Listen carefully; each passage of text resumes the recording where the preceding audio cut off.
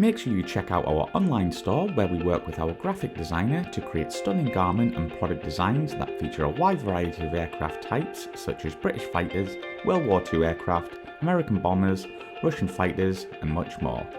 You can pick your favourite designs and personalise any items within our Redbubble store that range from clothing right the way through to stationery. All of our designs feature our logo so you can show your support for the channel while getting a quality product. You can head to our website aircrewinterview.tv and click store, or go to redbubble.com/people/AC interview. Thank you and enjoy.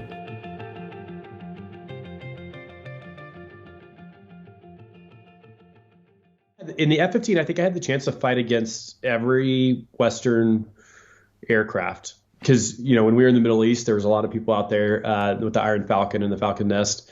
So I think, I mean, I've gotten to go against the F-16, pretty much every model of the F-18, the Raptor. I never went against the F-35 in the T-30 or in the F-15. I actually went against the F-35 and the T-38, so I can tell that story if you want. But yeah, I'll have to have that one. the Raptor, you know, we flew with them a lot. Strike Eagles, the Gripen, the Eurofighters, the Rafales.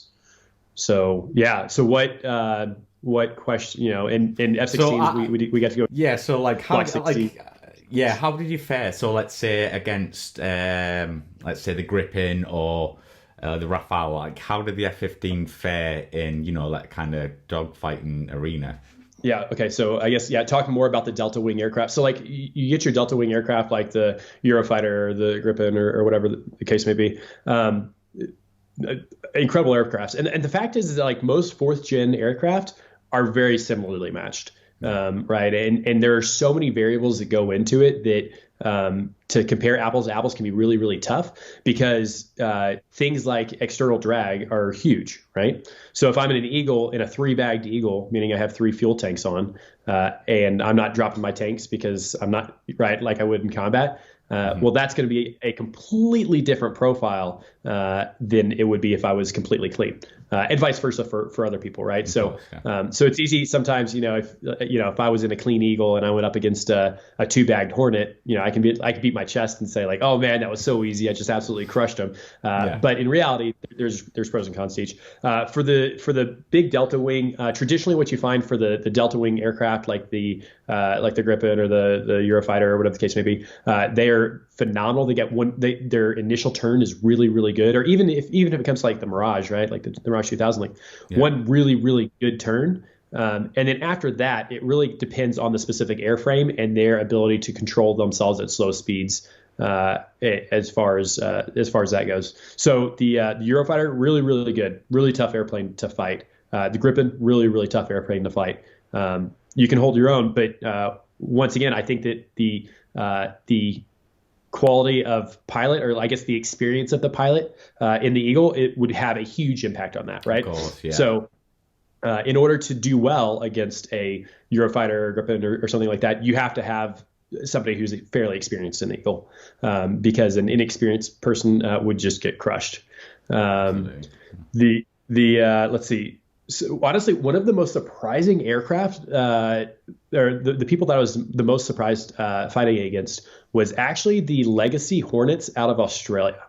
Oh, really? So yeah. So when we were in Guam, we went against the Magpies, and it was a great week.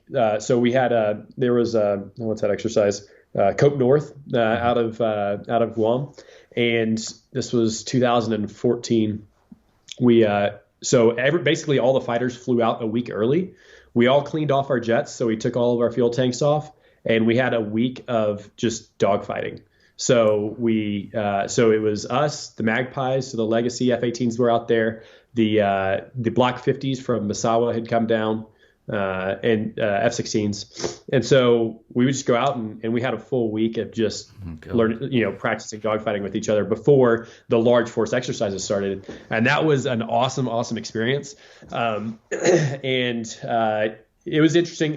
But I was extremely impressed with the Magpies and their, the way that they can max perform that Legacy F-18. So, Obviously, the F-15 is great because it doesn't have incredible thrust to weight ratio like you see with your F-16s or your F-15. But what it's very, very good at is once it gets slow, it can point its nose very well. Yeah. And I remember being in a 6K defensive BFM fight, and our game plan normally is to break. So we'll get to 9Gs or as close as we can, and then just get ourselves as close as we can to the adversary. So he has to make a decision. He either has to reposition or he overshoots or whatever the case may be.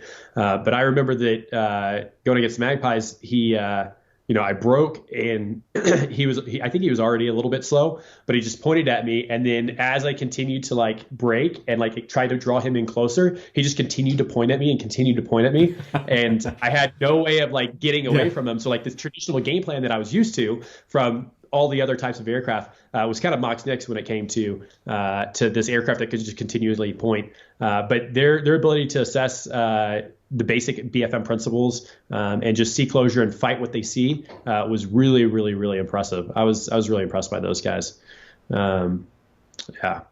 What about the RAAF? Like, are we good guys over there? Like, are we good for BFM, ACM? Yeah. So let's see. I did not get to.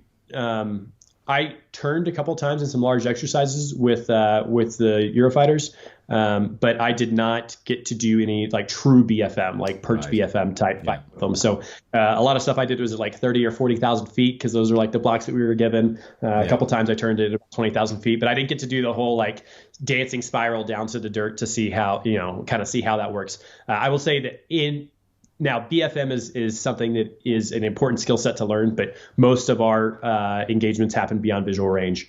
And all in all, most Western countries, right, most NATO countries, we all know what we're doing. We're all on very much the same level. Yes, RAAF pilots are awesome.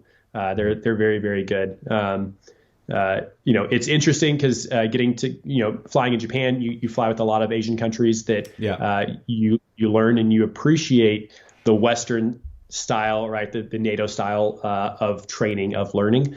We don't want to get anybody in trouble, but or like when you're in the Middle East, right? Like, I'd be flying against people flying the exact same aircraft or more capable aircraft in some cases. And the pilot in the seat has a huge impact on how good that airplane can perform, right? So, I think that's something that's often overlooked when people are like, oh, like the new flanker, this, that, and the other, right? It's like, okay, yeah, that's true, but like there may be a lot of capability in that airframe, but it's only as good as what the pilot in the seat can actually execute as far as how well that aircraft can actually perform.